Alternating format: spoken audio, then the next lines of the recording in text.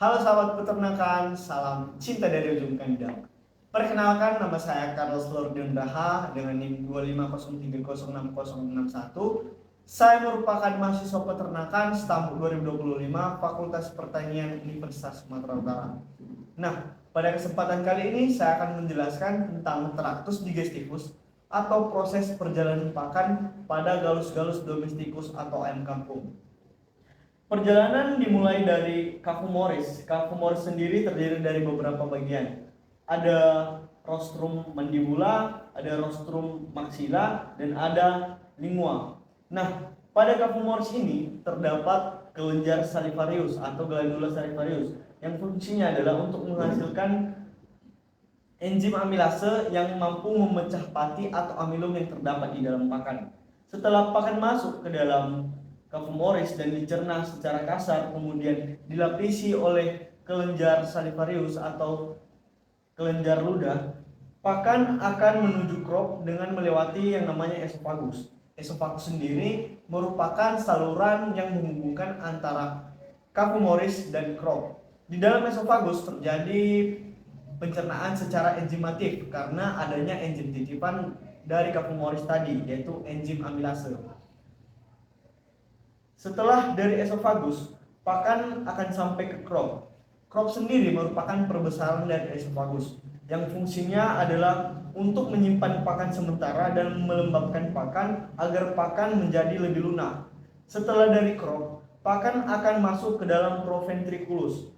Di dalam proventriculus terdapat HCl dan enzim pepsinogen yang digunakan untuk mensintetis protein menjadi asam amino. Setelah dari proventriculus, pakan kemudian berlanjut masuk ke dalam gizat atau ventriculus. Di dalam gizat ini terjadi pemecahan makanan menjadi partikel-partikel atau material yang lebih kecil sehingga dapat diserap oleh intestinum nantinya. Nah, partikel-partikel ini dihancurkan dengan gerak peristaltik dan dengan bantuan grid.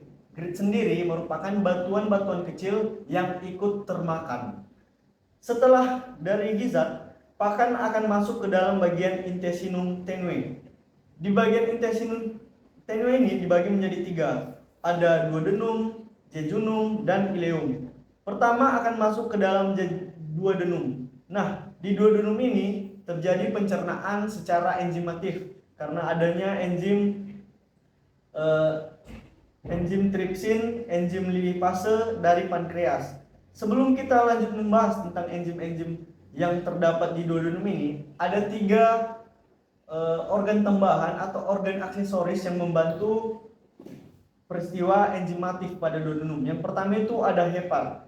Hepar atau HAT ini fungsinya yang pertama adalah untuk mendetoksifikasi racun, kemudian untuk menyimpan gliserol, dan yang ketiga adalah untuk menghasilkan cairan empedu. Kemudian ada vesika vilea atau kantong empedu, fungsinya adalah untuk menampung cairan empedu yang dihasilkan oleh hepar.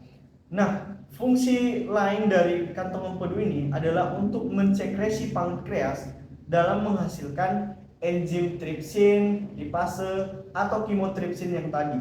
Setelah enzim-enzim itu ada di dalam pankreas, kemudian masuk ke dalam duodenum, akan membantu pencernaan terhadap seperti lipase terhadap lemak, mengubahnya menjadi asam lemak, tripsin atau kimotripsin yang mengubah protein menjadi asam amino, terus enzim amilase yang mengubah karbohidrat menjadi glukosa, dan lain sebagainya. Setelah dari duodenum, pakan akan masuk ke bagian jejunum. Nah, di bagian jejunum ini terjadi penyerapan nutrien yang terdapat di dalam pakan. Setelah melewati jejunum, pakan kemudian masuk pada bagian ileum. Nah, ileum sendiri tugasnya adalah untuk menyerap nutrien-nutrien yang tidak sempat diserap pada bagian jejunum.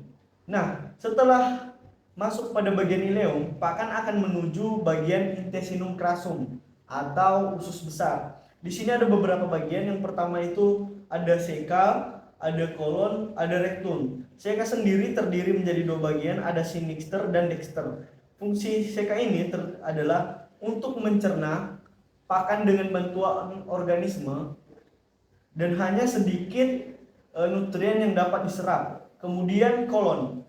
Kolon ini fungsinya adalah untuk menyerap air yang terdapat dalam pakan untuk menstabilkan kadar air di dalam unggas tersebut. Kemudian untuk pembentukan feses. Nah, setelah feses dibentuk pada bagian kolon, feses tersebut akan disimpan sementara di rektum sebelum pada nantinya dikeluarkan melalui kloaka. Kloaka sendiri merupakan saluran atau muara dari 3 saluran. Yang pertama itu saluran pencernaan, itu untuk mengeluarkan feses, kemudian saluran ekreksi untuk mengeluarkan urin, dan yang terakhir adalah saluran reproduksi yang fungsinya adalah untuk menghasilkan sel telur atau sel sperma. Demikian penjelasan dari saya. Jika ada salah kata mohon dimaafkan. Terima kasih banyak. Audio Jungle.